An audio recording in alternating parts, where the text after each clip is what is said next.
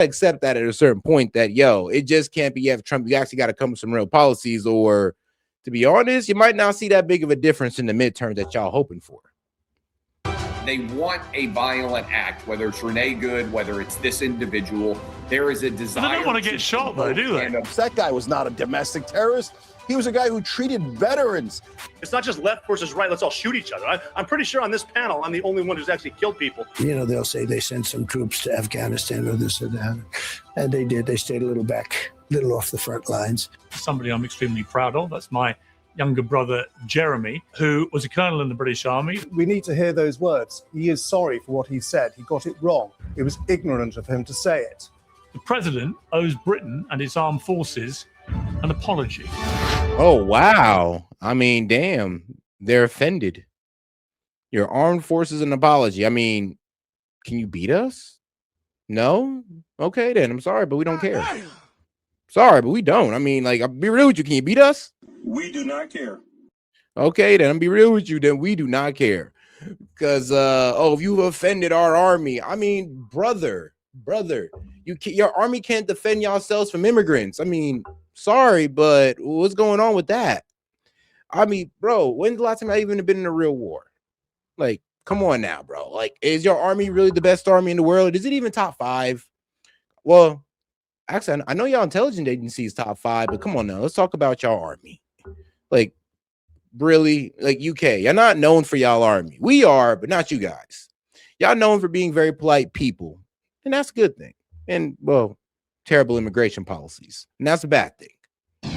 Weeks feel like decades in the current news climate, and that's not just because, as you may have heard, I recently had a rather painful altercation with gravity and a small step, which led to a fracture of my femur and a brand new hip. So here I am with my new bionic hip, reporting from my home, at least for the foreseeable future. But the news doesn't stop, even for my frail torso. The protests in Minneapolis are becoming a demoralizing and deadly crisis for the Trump administration.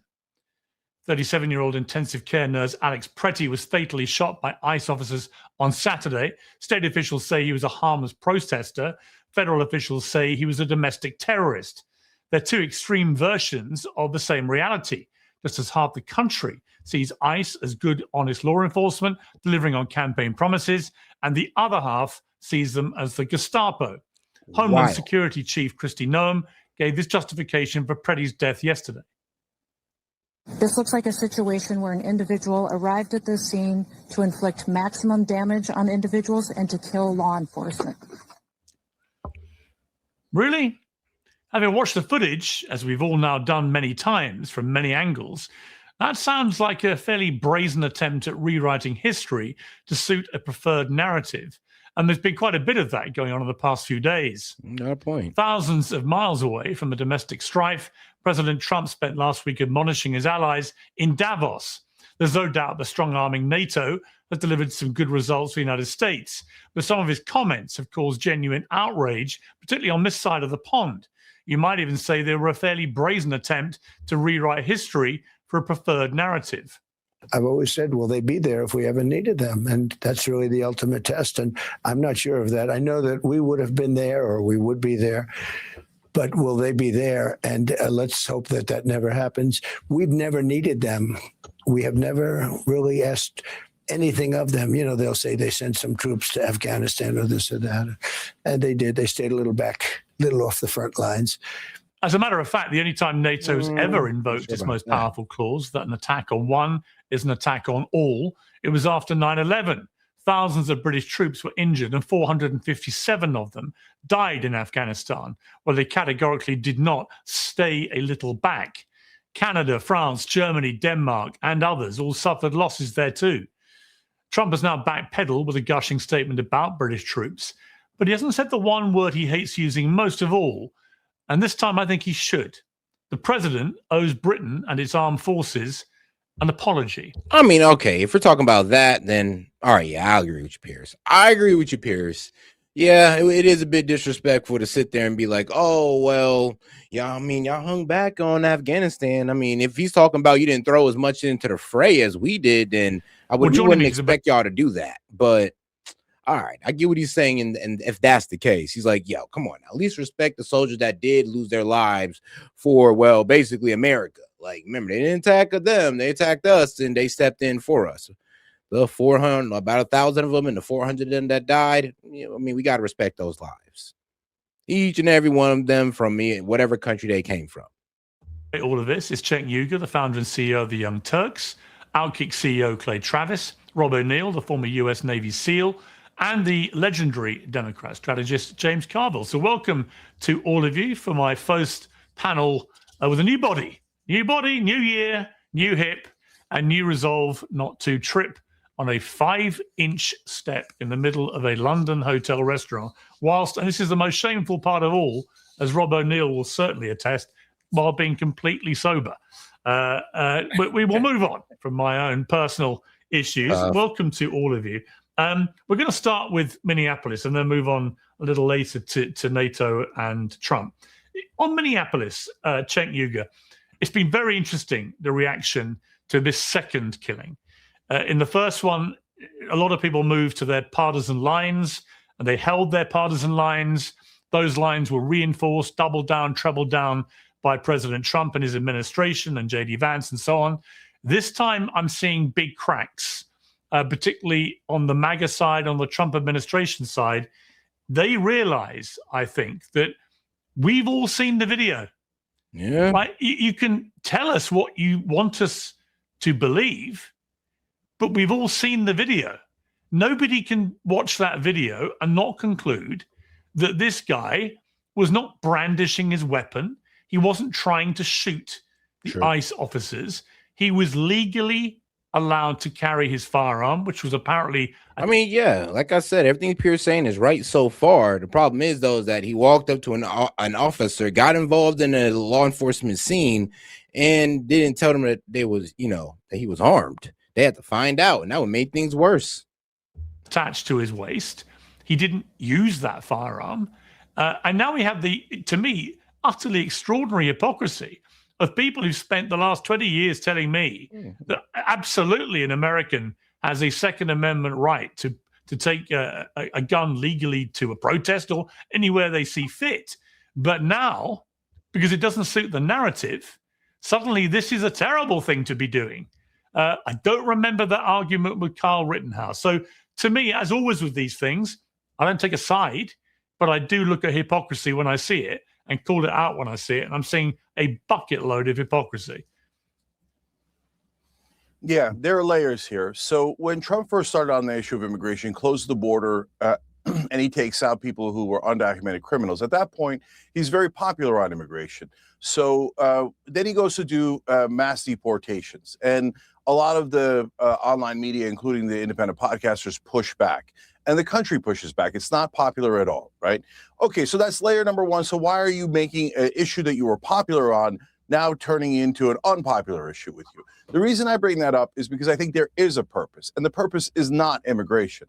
The purpose is to divide us, to get ICE to go into the middle of these cities, of course, blue cities, and cause trouble. Why do they want to cause trouble? Because they don't want you to notice the great American robbery. We've been robbed by the donors for decade after decade after decade. So what do they need? They need a distraction, and they need us to hate each other. So you send in the shock troops from ICE, they go and do what they do. And as Scaramucci said about the Trump team, the fish rots from the head down. So it's not an accident that they're acting in a lawless way. That's why he put masks on them. That's why he took away their badges, so that they would break the law and they would do outrageous things like this. No, come on, bro. You know that's wrong, Cenk. You know that's wrong. They put the masks on because without them, they were getting doxxed by people who just did not approve of what ICE was doing. That's not right. I mean, the reason I ride around in unmarked cars is because their cars are even getting doxxed. They're following them around. Like, they're only reacting from what's being done on the ground to them. They're not doing this for no reason. If all this wasn't happening to them, they would be out there with their face out, just like Obama's ICE was able to do. So I'm sorry, but due to the way things are going down on the ground, they have to do this for their safety and their family safety. And I think it's pretty effed up for the Dems just to say, oh, well, throw away your safety because we want to see your face. It's like, bro, you're being ridiculous. So in the case of Renee Good, the first shot has some debate, although I think. And Sean Monty said, "Link, shoot, not on this one, Monty. I got you on the next live because I'm about to end this one after this video. We got a short one today." The fact that now we've seen he was about 10 feet away, and she was going about 2 miles per hour.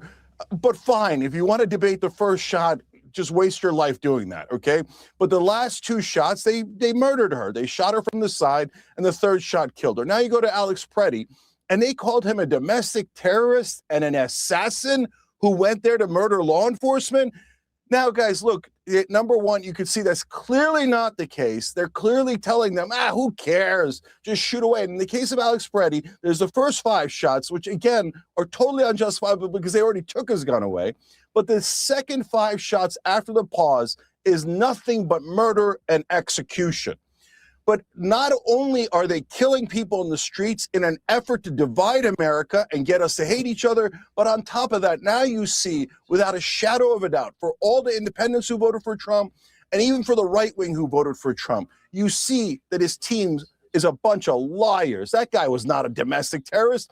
He was a guy who treated veterans, and his last words were, trying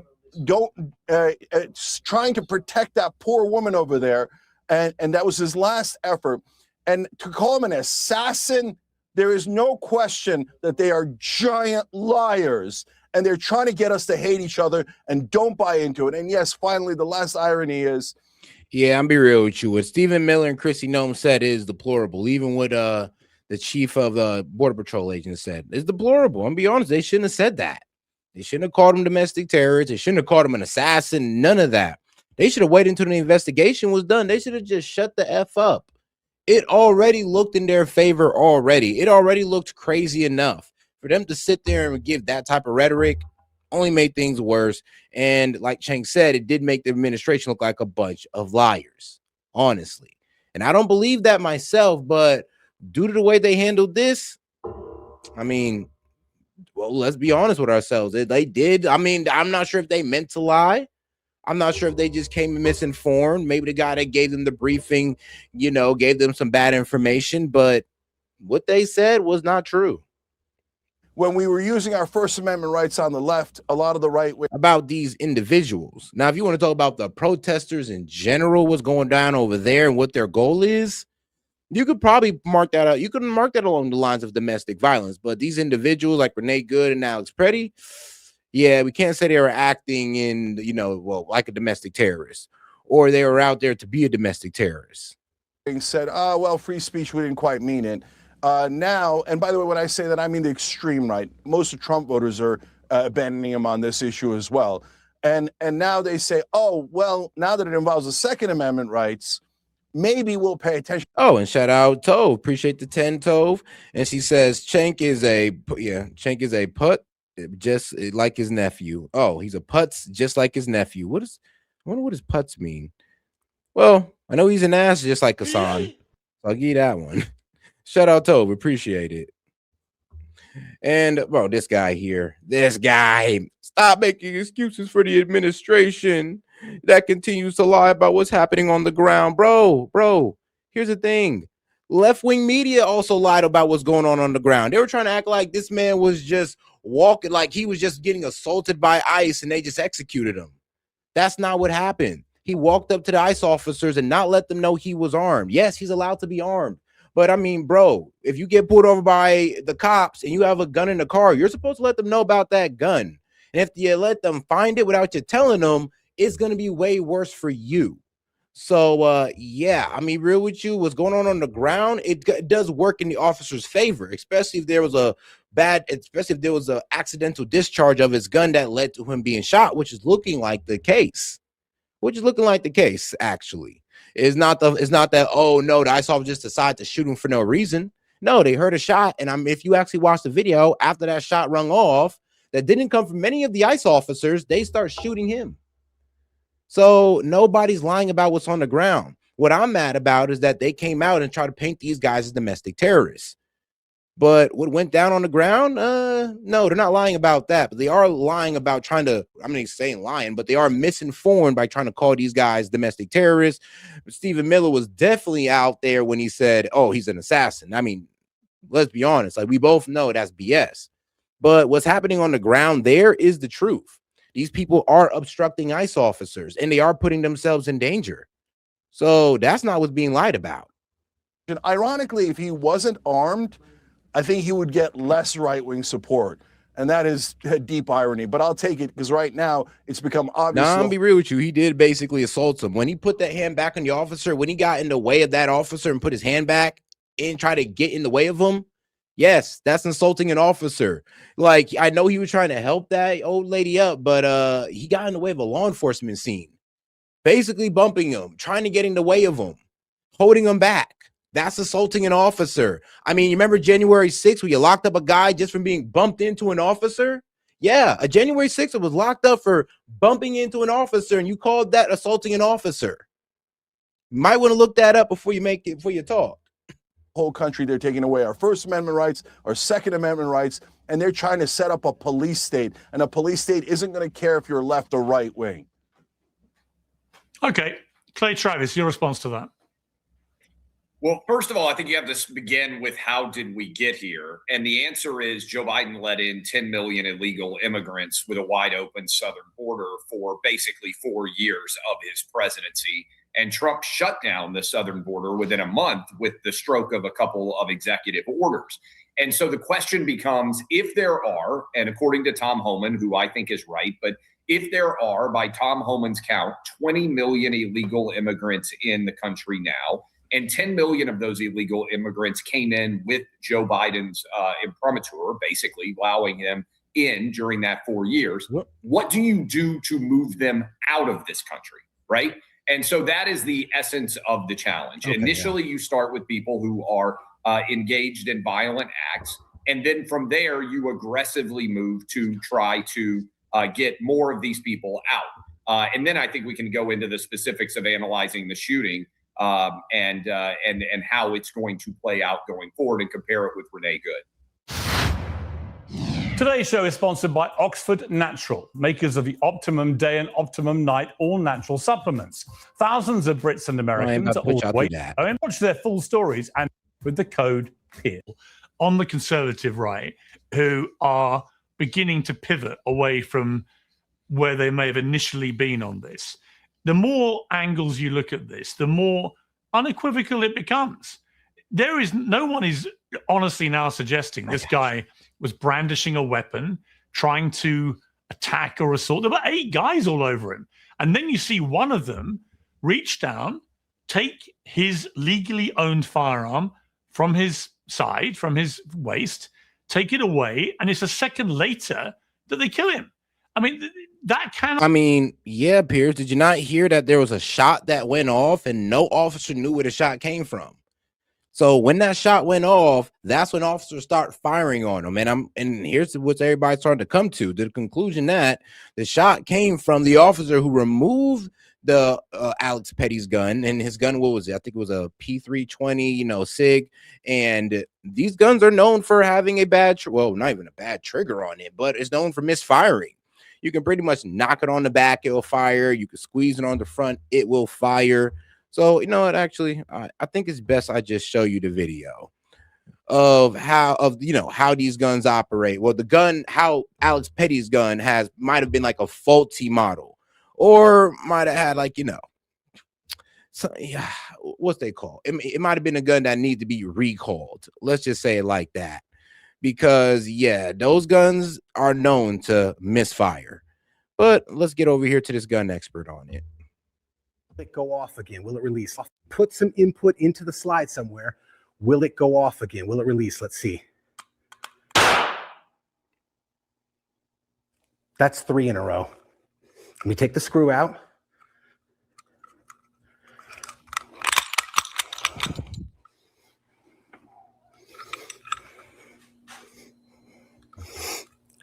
Number 4. Let's try it again. Let me show you. Fully functioning striker safety. All right. Should we do it with the magazine again? Let's put the magazine back in, and then we'll try the last one with the magazine out. Handy dandy trigger input tool. We are going to try to, dang, sorry about that. I'm trying to get over a sinus thing and a cough. we're going to try to simulate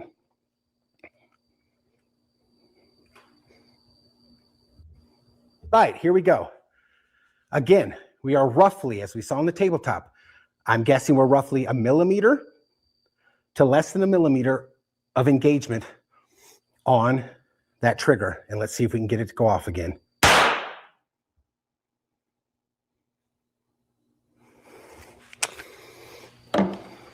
That was 4. So yeah. And like I said, we'll find out from the body cams, but I'm almost sure. I can guarantee it. I can almost guarantee it that yeah, it's most likely the gun that they took off Petty had an accident.